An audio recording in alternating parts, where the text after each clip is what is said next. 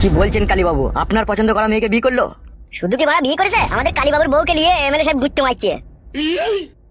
নেরা চুপ করে বল, খালি মাথায় স্যান্ডেল করে মারবো। কালু ভাইজান, হক কথা পেলেও কি দোষ? চুপে বুকা চুদা, তোকে হক কথা বলতে বলিনি আমি। বেশ ঠিক আছে, আর বলবো না। হ্যাঁ, তা তোকে যেটা বলছিলাম কালু, হ্যাঁ বলো। এমএলএ সাহেব আমার পাকা ধানে মই দিয়েছে, বুঝলি তো। ছেলেবেলায় যখন ও আমার বন্ধু ছিল, তা ওর সাথে আমার একটা শত্রুতা আছে, তা খাপে পেলেই ওকে আমি বুঝিয়ে দেবো। তাহলে আমার কি হবে কালীবাবু? তুই কি করতে চাস? আমি চাই এমএলএ বিকাশ দত্তকে পৃথিবীর বুক থেকে নিশ্চিহ্ন করে দিতে। তার জন্য বড় সময় লাগবে, অত তাড়াহুড়ো করলে হবে না। ঠিকই বলছে রে কালু, আমি হচ্ছে একটা সাধারণ গুন্ডা মস্তান, আর এমএলএ বিকাশ দত্ত সাহেব সরকারের লাইসেন্স করা গুন্ডা। তাই ওর সাথে আমি এখন হরাম করে ঝাঁপ তুলতে পারবো না, বুঝলি তো। যা করতে হবে একটু ধীরে সুস্থে চিন্তা ভাবনা করে করতে হবে।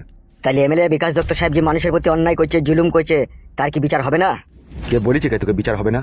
আজ অব্দি তুই দেখেছিস যারা অন্যায়কে প্রশ্রয় দিয়েছে তারা সুখ শান্তি করে পৃথিবীতে বেঁচে আছে? না, কেউ নাই। তুই চুপ তো মারা।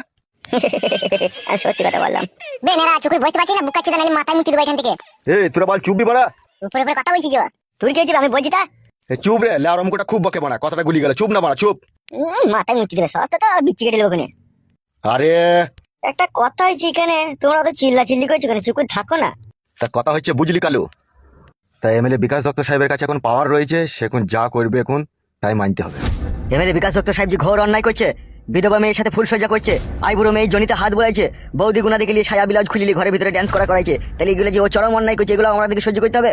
এমএলএ বিকাশ দত্ত সাহেবের উপরে যে রয়েছে সে ওকে এই পাওয়ারটা দিয়ে রয়েছে, সেই জন্য এগুলো করার সাহস পেয়েছে। আর যাদের সাথে এগুলো করছে এমএলএ বিকাশ দত্ত সাহেব, সেই সব মহিলারা পুলিশ প্রশাসনের কাছে গিয়েও তাদের বিচার পেয়েছে না। পাবে কি করে বলা, দেশের সরকার যদি ওর সাথে সাথ দেয়? আচ্ছা বড় ভাই, সরকার কেন সাথ দিচ্ছে? ভোটের জন্য। এরকম এমএলএ সাহেব যদি না থাকে তাহলে সরকার তার গদিতে বসে থাকতে পারবে না, বুঝলি তো।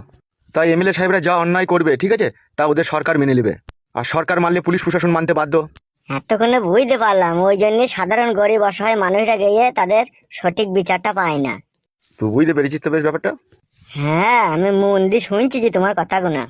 মানে আসল কথা হচ্ছে, দেশে যাই অন্যায় হচ্ছে তার জন্য সমস্ত সরকার দায়ী, তাই তো? 60% ধরে রাখ। তোকে কিন্তু আমাদের সাথে কাজ করতে হবে কাল, ওকে সাহায্য করতে গেলে। হ্যাঁ, আমি করতে রাজি আছি। ঠিক আছে, তাহলে শোন, প্রথমে আমার লোকজন দিয়ে ওর আগে ডানা পাগনা কটাকে ছেঁটে দেবো। ডানা পাগনা মানে? মানে ওর সঙ্গী সাথী যেই কটাকে আছে সেই কটাকে আমরা একে একে সব আস্তে আস্তে মার্ডার করে পথের কাঁটা সাফ করে দেবো। বুঝতে পেরেছি। এমএলএ সাহেবের তো মাগির নিশা আছে, ঠিক আছে, ওকে মাগির নিশায় ফেলে ওই মাগির হাত দিয়ে ওকে গুলি করাবো। এটাই হচ্ছে আমার শেষ প্ল্যান, বুঝলি? বুঝতে পেরেছি কালী ভাই। ঠিক আছে, তুই এখন যা, কালকে আসবি। কালকে আসার পর একটা আমার সাথে তোর কথা আছে, ফাইনাল কথা। কালকে আসতে পারবো না ভাই, আমি 2-3 দিন পরে আসবো। তার কারণ হচ্ছে আমি নতুন বিয়ে করেছি তো, বউ একটু কাঁদাকাটি করছে, তাকে নিয়ে একবার বাপের বাড়ি যেতে হবে তার। ঠিক আছে, ওখান থেকে ঘুরে আয় না, তারপরে ব্যবস্থা হয়ে যাবে, যা। ঠিক আছে ভাই, তাহলে আসছি। হ্যাঁ হ্যাঁ হ্যাঁ, ঠিক আছে, যা। আই চলে আই, কালী ভাই যে কোন আছে সব ব্যবস্থা করে দেবে। হ্যাঁ চো। বলছি কালী ভাই, এমএলএ সাহেবের সাথে সূত্রতা করাটা কি প্রয়োজন? প্রয়োজন আছে, তুই জানিস না।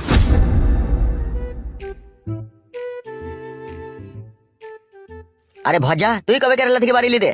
কালকে সন্ধ্যেবেলা এসেছি ভাই, 5টা ট্রেনে। হঠাৎ করে পালিয়ে এলি কেন, কি ব্যাপার? ভাগ্য খারাপ রে ভাই, ভাগ্য খারাপ হলে যা হয়। তোর ভাগ্যতে আবার কে মুড়ু ঝাঁটা মারলো বে? কে মারলো কে ঝাঁটাটা? ঝাঁটা কে আর মারবে, আমি নিজে নিজেই মেলাম। Anything wrong? রং তো বটেই রে বড়া। খুলে বল কেসটা। শুনবে? হ্যাঁ বল। ঘটনা হচ্ছে কি, 3.5 বছর থেকে আমি কেরালায় আছি। প্রত্যেক মাসে 18,000-20,000 টাকা আমি বাবাকে পাঠাই। তাই নাকি? হ্যাঁ। দিয়ে কি হলো কি? যা হয়, বেঈমান বাবা, স্বার্থপর বাবা। কি করলো কি তোর বাবা? আর বলি না, খানকির ছেলে আমার সুখ দুঃখ বুঝে না রে। কি হয়েছে কি রে মোরা? আগে 3 বছর ইনকাম পাতি করে বাবাকে দিলাম, তাহলে এবার তুই বল বাবার উচিত কি? এবার আমাকে ডাকবে তো যে বাবা যাই রে, এবার দেখে শুনে তোর একটা বিষয় দিয়ে দি। হ্যাঁ সেটাও ঠিক। কিন্তু কি বলছে জানিস? কি বলছে? বলছে এখন চোখ মুজে এখনো 2 বছর ওরে পড়ে থাক, টাকা পয়সা ইনকাম করার পাটা, ঘর বাড়িটা করলে তারপরে তোর বিয়ের ব্যবস্থা আমি করে দেবো। তাহলে বলে তুই বল, দিন দিন আমার বয়সটা বাড়ছে না কমছে? 24 বছর বয়স ছিল রে বড়া, এখনো পর্যন্ত পাকানের মুখ দেখতে পেলাম না, এখনো পর্যন্ত অনুসরণ করে হ্যান্ডেল মারি আমি। তাই নাকি? হ্যাঁ রে বড়া, হ্যাঁ, তোকে সত্যি কথাই বলছি। তুই তো বড় আমার 3.5 বছর কাছে ছোটবে, তুই তো বিয়ে করলি আগে 3 মাস হলো, আমার কাছে খবর এসে সব। আমি করিনি, বাবা জোর জবরদস্তি করে দিয়ে দিল। তাইলে বড়া বল, তোর বাবা কত ভালো মানুষ বল। তোর বাবা তোর মনে দুঃখ কষ্টটা বুঝলো, কিন্তু আমার খানকি ছেলে বাবা বলছে এখনো 2 বছর হ্যান্ডেল মারবে, বুকা চোদা, এখন বিয়ে করে কি করবে কি বে? তাই বলছে। তাহলে সেই জন্যই বাড়ি এলি নাকি তো? হ্যাঁ, বাবা মারা যদি বিয়ে না দেয় আমি অন্য কোনো মেয়েকে বিয়ে করে নেবো। যা আছে ভাগ্য তোমার দেখা যাবে। বাবা মার কথা অমান্য করতে নাই রে খেপা, কপালে কষ্ট হয়। বাবাই বা কেমন খানকি ছেলে, আমাকে কষ্ট দিচ্ছে। এবার তুই বল, একটা ছেলে 18 পেরিয়ে গেলে সে সাবালক খাইবে, আর আমার 24 বছর বয়স। তা বাবা বলছে বে বুকা চোদা, তোর কোনো সেরকম জ্ঞান বুদ্ধি হয়নি বে, তোর বয়স হবে তখন আমি ঠিক বিয়ে দিয়ে দেবো। তাহলে কি বলবো বল বাবাকে? আর তুই একটা কথা বল আমাকে। হ্যাঁ বল। যাকে বিয়ে করবো তার পাকানে ডান্ডা দেওয়ার লেগে কোনো জ্ঞান বুদ্ধির প্রয়োজন হয় না, আগে বল। ও হয়, কিন্তু তোর বাবা যেটা বলেছে একটু বাড়াবাড়ি বলেছে, অতটা লয়। তোরও তো মনে বউ আছে, তুই বউয়ের কাছে সবার সময় কোনো জ্ঞান বুদ্ধি লাগাস? আমি কোনো জ্ঞান বুদ্ধি লাগাই না, আমি যেই ঝাঁপ তুলি দিদি পট্টাম করে ভরে দিই।